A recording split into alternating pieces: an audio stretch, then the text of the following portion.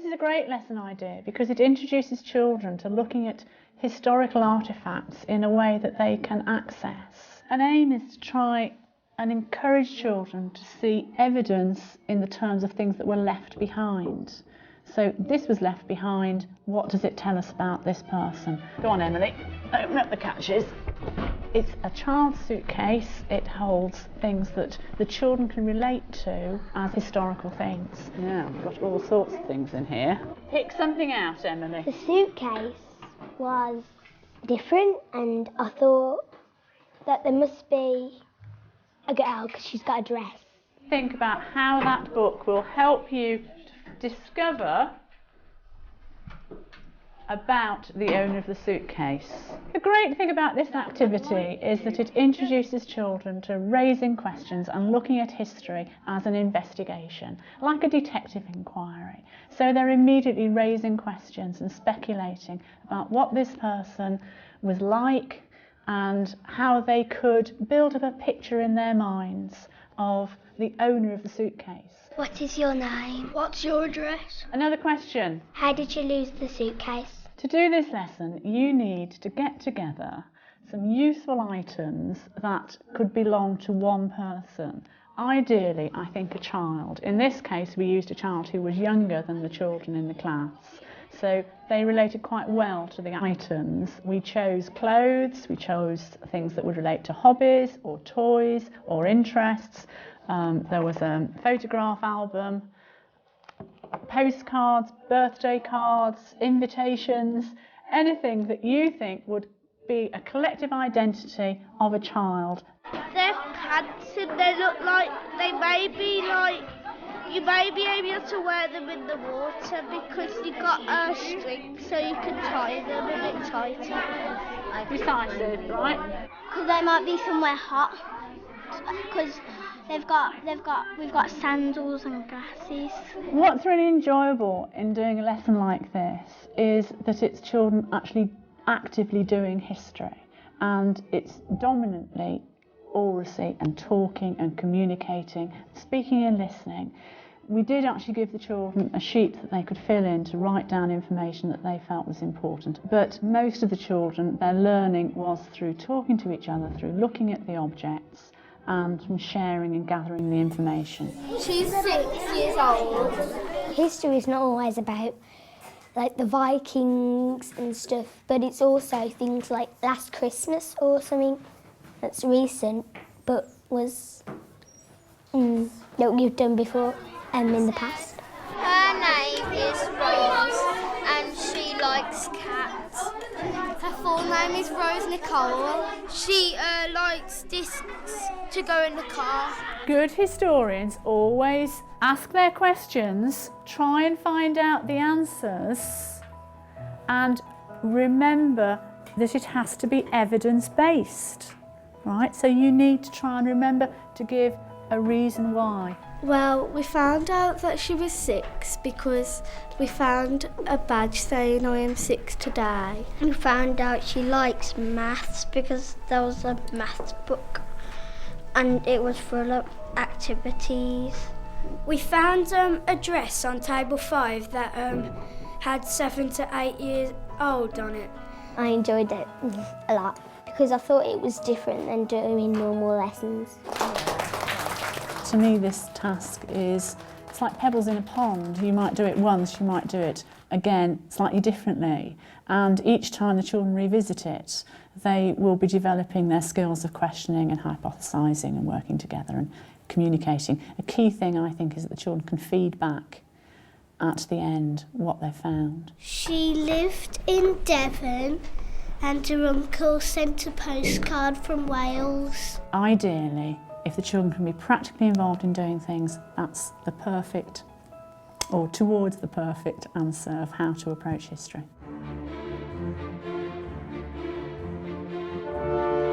This is a great lesson idea for introducing archaeology to the children.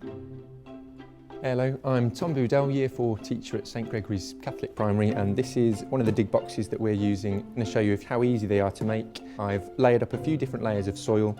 Important to get the different layers right in terms of the oldest artefacts at the bottom, so I'm going to pop a couple of my Roman bits. Down at the bottom of my dig box, we've got some Anglo-Saxon artefacts. My top layer, I'm going to be focusing on some of the Victorian artefacts. And I've got a little medicine bottle here, some marbles, some pottery, and a clay pipe.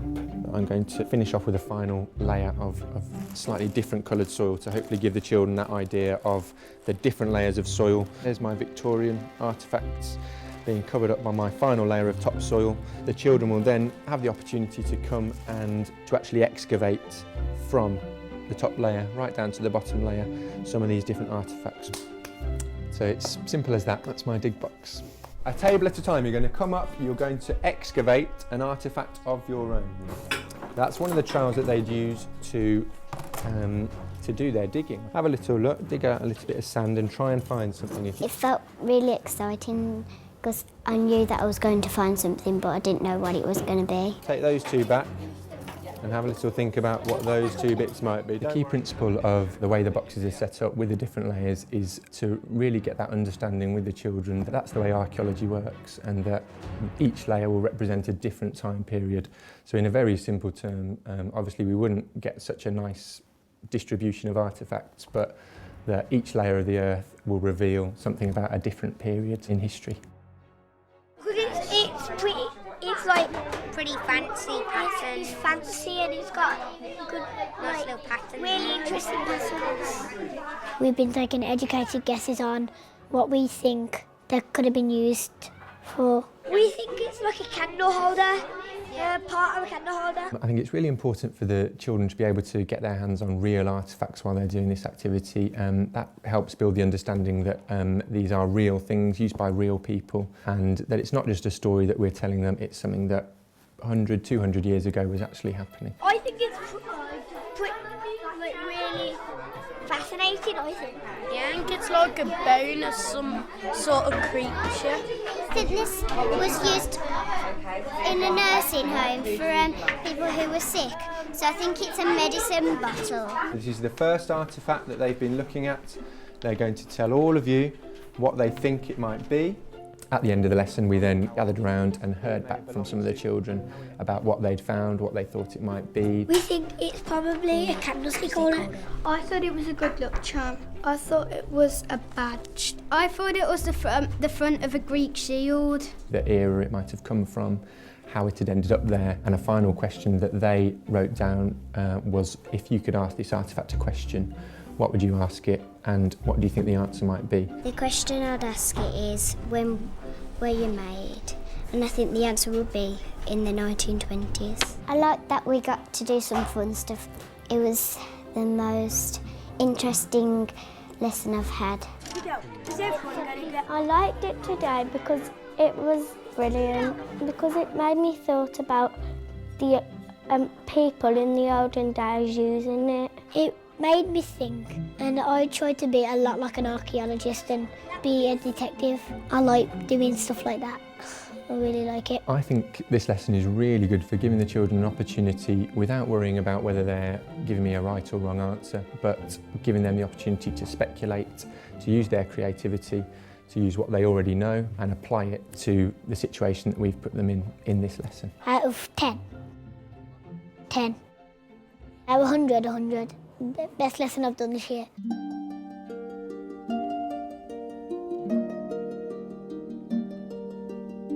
We were inspired by the Staffordshire hoard and went on to make our own artefacts to put them on display as a class museum. I never even knew what the Staffordshire hoard was, but when I started doing this, I've learnt loads about it.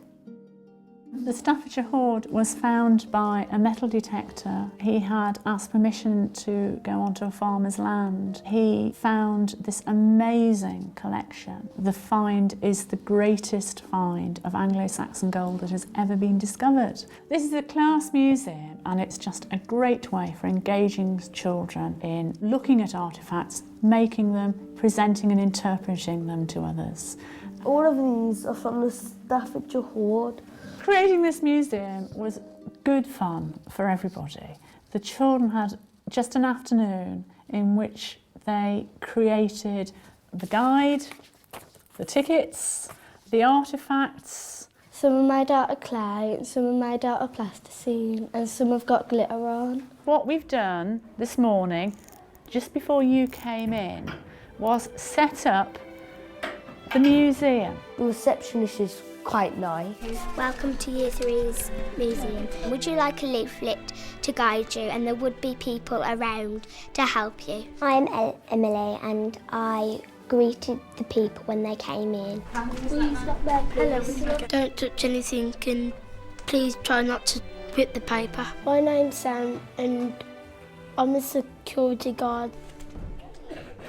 Would you like a magnifying lens? My name is Ellie and my role was the shop assistant. We chose the roles collectively. I asked the children what roles they thought would be involved in running a museum. I'm going to sort the tickets out. Casper? Most knew about guides, most knew about security people, most knew about perhaps somebody who would be involved as a reception person, welcoming or issuing tickets. And we just pulled the ideas. As people come in, Emily and Ellie, right, you need to be welcoming. What else do you need to do, do you think? Smiling, yes, we want people to be cheerful about it. In this case, we created our own artefacts, and that was part of the joy of doing it. We spent an afternoon looking at photographs from the hoard, and the children could choose the material they wanted to model them in. Welcome to the wonderful Historical Museum of Year 3, open the 17th of March. Enjoy it. I thought it was brilliant because I would never thought I'd be able to pretend to work in a museum, and I thought it's a great activity for the people like me. I'm encouraging myself to not be embarrassed, like if I don't want to talk out loud or anything, so I can just say what I want to them, to greet them, and I thought it was really good, to be honest. In many respects, the idea snowballed because our initial feeling was that we would just have our classroom museum and we would invite one more class to come and look. But when it was mentioned, it was accepted with such enthusiasm by everybody that I think virtually all ages within the school came along. If you want to go out the Wales over here. I enjoyed it because it's just meeting new people, and I saw one of my friends here. I saw a cross that had gems on. I'm amazed that we have done such a lot in what is a relatively short space of time. One afternoon creating and the next morning presenting the finds. And it just shows what we can do when we're enthusiastic and determined. Please be careful on your way out.